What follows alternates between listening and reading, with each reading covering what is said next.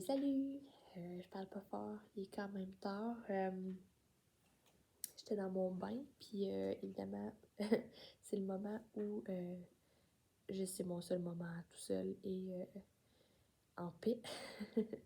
Et c'est souvent dans le bain, je peux pas être tranquille nécessairement parce que je reçois, je canalise de l'information et tout ça. Puis c'est un peu ma rétrospective de la journée aussi en même temps, fait que tout s'entremêle, puis ça me fait prendre des petites prises de conscience. Puis en ayant parlé de tout ça aujourd'hui avec mes amis, mes clientes, je pense que ça valait la peine de la joie. valait la joie de faire une vidéo là-dessus. Ça se peut que j'éternue, j'ai des allergies saisonnières. Fait que je suis super congestionnée, puis j'ai la gorge qui me pique. Mais voilà. Donc, c'est ça. J'en suis à moi-même même épurer une pleure d'oignon encore plus près du noyau que ce que ça l'a déjà été. Puis, mon sujet du jour, dans le fond, c'est un sujet que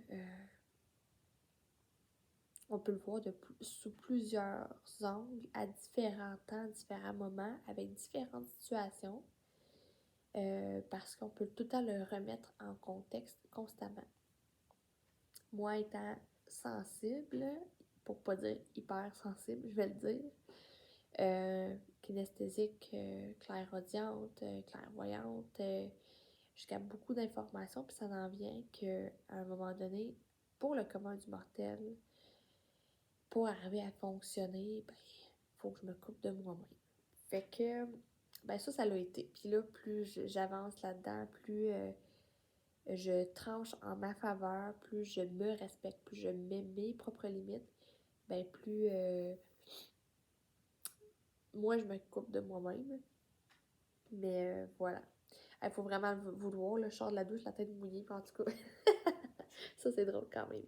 Mais, fait que c'est ça, mon questionnement que j'ai à vous poser aujourd'hui, c'est toi, est-ce que tu te coupes de toi-même ou est-ce que tu coupes la relation?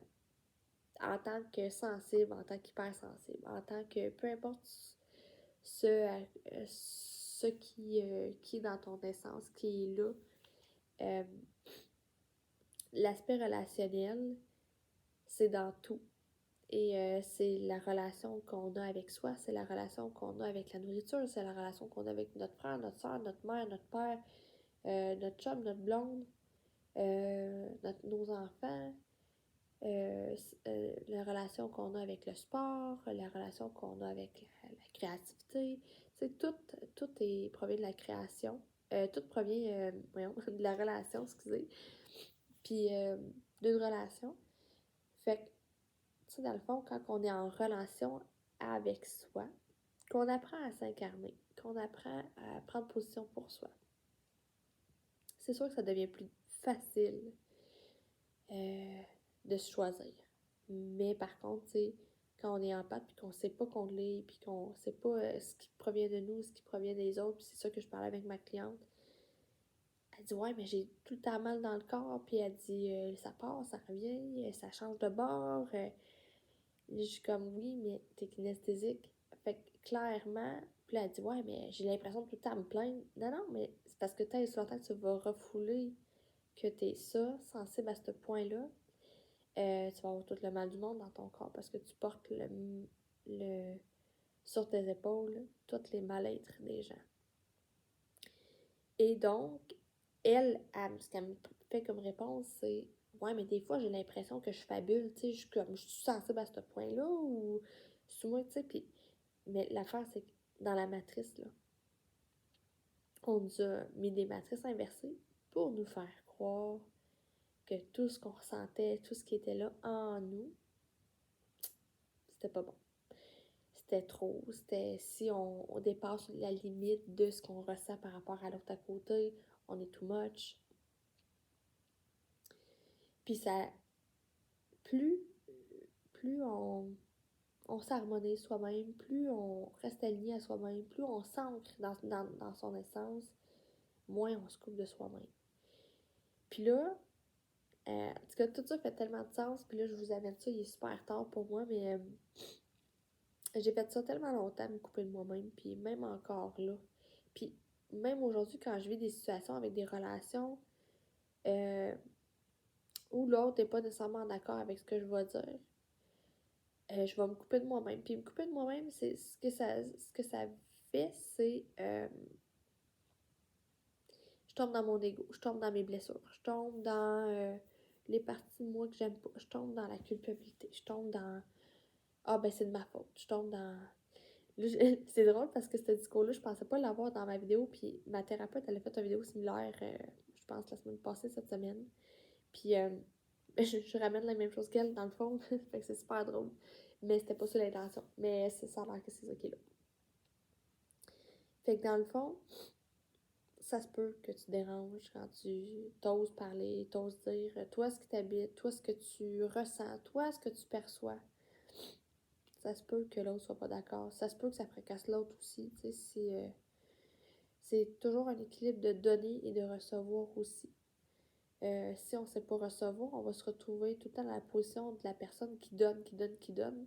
Puis l'autre va prendre, prendre, prendre. Sinon, on va donner, on va être dans la position de celle qui prend, prend, prend. Puis l'autre va être dans celle qui donne. Fait que dans le fond, si nous-mêmes, on ne s'harmonise pas soi-même, ça laisse pas place à l'autre non plus de s'harmoniser là-dedans. Puis qu'il y ait un retour de juste équilibre entre le donner et le recevoir, entre le féminin intérieur et le masculin intérieur, dans nos deux polarités. Puis j'ai tendance à vous dire, puis je le vois là, c'est beaucoup plus facile de se couper de soi-même parce que c'est ça que la matrice nous a appris. Et rester et maintenir une relation dans laquelle on n'est pas bien parce que justement on se coupe de nous-mêmes. Fait que ça veut dire qu'on n'est pas si bien que ça dans le fond, tu sais. Fait qu'on va choisir cette relation-là au détriment de nous, notre essence, qui on est, parce que c'est plus facile de se couper de soi-même, tu sais, que de déplaire à l'autre. Fait que je trouvais ça intéressant ce soir, ce que je parlais avec ma cliente, puis tout ça, puis je me dis, c'est tellement ça, tu sais, les empathes, les sensibles de ce monde-là, ça a été comme, schlac, on est coupé de notre essence, de notre intelligence innée, puis ah ouais, dans le moule, tout ça, nanana. Mais dans le fond, c'est que pour fitter dans le moule, il faut se couper de notre essence, tu sais. À la limite, c'est comme, je vais juste vous donner un exemple, mon fils. Mon fils, j'ai fait le choix de le garder le plus possible à la maison, le moins de garderie possible, tout ça. Ce que moi j'ai fait dans son éducation, ça a été plus sur le plan émotionnel avec lui. Ça a été un accompagnement émotionnel, un accompagnement mental, un accompagnement spirituel dans le sens où quand il se coupait de lui-même, je le ramenais à lui-même. Puis, tu sais, je suis pas parfaite. Clairement, il y a des comportements que j'ai moi-même qui l'amènent, lui, à se couper de lui-même. C'est de trouver un juste milieu là-dedans. Mais reste que je le vois la différence quand il est avec moi, que quand il sort à l'extérieur de chez moi pour aller avec des gens qui n'ont pas le même bagage d'enseignement, d'éducation que lui. C'est automatique, mon fils il se déconnecte de lui-même. C'est même pas des blagues. Puis ça y amène à vivre du rejet, beaucoup, beaucoup de rejet. Fait que c'est sûr qu'il va se couper de lui-même pour être connecté à l'autre plutôt que d'être connecté à lui parce qu'il veut tellement avoir des amis. Fait qu'imaginez, ça commence tout ça dans la tête d'un enfant, on évolue dans le temps avec ça, tu sais, on s'achemine dans le temps, on reste là-dessus, on reste programmé là-dessus. Ça fait quoi? On est des people pleasing, là, tu sais, on est comme programmé à plaire à l'autre plutôt qu'à soi. Fait que tout ce qu'on ressent, tout ce qu'on capte, ce qu'on perçoit, c'est valide. Ça vient en confrontation dans nos relations avec quelqu'un d'autre, c'est d'aller voir ce qui est là pour l'autre aussi, tu sais, de peser ce qui est là pour la personne, puis de s'ajuster, puis... Mais on est vraiment dans un fossé en ce moment où il y a deux mondes qui se scindent en deux, qui se séparent, ce qui est pas soutenable sera pas soutenu, ça fait un petit peu, je le dis. Puis il y a de plus en plus du retranchement. Puis tu sais, même des fois, même si on aime la personne, c'est plus toléré et tolérable de rester là, tu sais. Puis, excusez, hein. rester dans une situation où oui, il peut y avoir de l'amour d'une manière, mais si la personne en face de nous n'est pas capable de nous accepter tel quel, puis que nous, on doit se couper, c'est parce que dans le fond, c'est c'est ça. On diminue notre lumière parce que ça fait trop mal aux yeux à l'autre. Fait que, dans le fond, toi, ça te fait quoi en dedans? Est-ce que mon discours, ce que j'amène, là, est-ce que ça te sonne des cloches sur des situations de ta vie? Est-ce que ça te fait réfléchir à des situations de ta vie? Je trouverais ça intéressant de le savoir. Euh,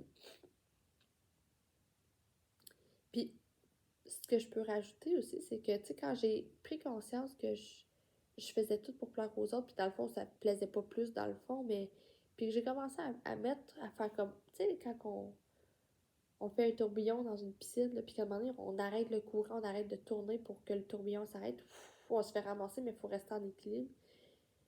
Fait qu'il y a comme cet espace-là où, quand on est en relation avec les gens, puis qu'on commence à voir ce qu'on ressent versus euh, ce que l'autre te perceptionne, ben, il y a un moment où on peut avoir peut-être tendance à tomber dans l'autre opposé, tu sais, à la limite de dire je suis habituée de plaire à tout le monde, d'être la petite fille gentille, puis de tomber complètement dans l'inverse, d'être en colère, puis de se mettre quasiment à la limite, là j'exagère, mais à crier, tu sais, moins de petites affaires que la personne va te dire, hey, tu snaps, là, réaction, réaction, réaction.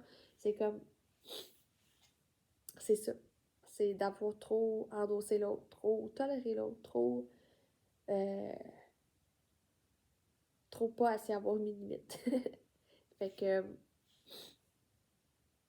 ouais, c'est ce que j'avais envie de vous partager. C'était vraiment très présent.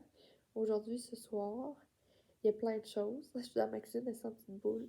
Puis, j'ai envie de vous dire vraiment, là, quand vous avez une émotion qui vous habite, une douleur qui vous habite, quand que vous avez une situation qui remue, qui remue, c'est pas nécessaire de rien faire, tu sais. Dans le fond, c'est rien faire, c'est d'aller s'installer à l'intérieur de soi, puis d'aller observer ce qui est là, ce qui est réel pour nous là, puis comment on peut l'harmoniser en nous, tu sais.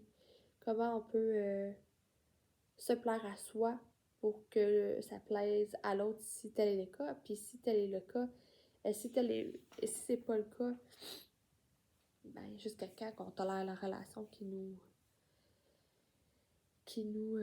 accepte pas telle qu'elle. Parce que à un moment donné, ça va être correct de privilégier l'autre d'abord, puis se mettre de côté, tu sais. Fait que c'était ça que je voulais vous dire, vous partager. L'aspect relationnel, c'est dans tout. Il y a mille et une angles à observer quand on se trouve là-dedans. Puis voilà. Fait que je vous laisse vous répondre en commentaire si ça vous intéresse de dire toi, t'es-tu plus du genre à tout couper de toi-même ou couper la relation? C'est parce que à un moment donné, ça va être correct. Euh, c'est ça. Puis en même temps, tout est toujours là. On a toujours des histoires à vivre avec ces gens-là quand ça se passe comme ça nous fait mieux comprendre, mieux cheminer, mieux évoluer, mieux apprendre. Puis il y a des moments où le chemin se maintient, où il y a des moments où le chemin se coupe, les puis donc, voilà. Je vous souhaite une belle soirée. Je vais aller me coucher. Ça va faire du bien. Bonne nuit. Bye.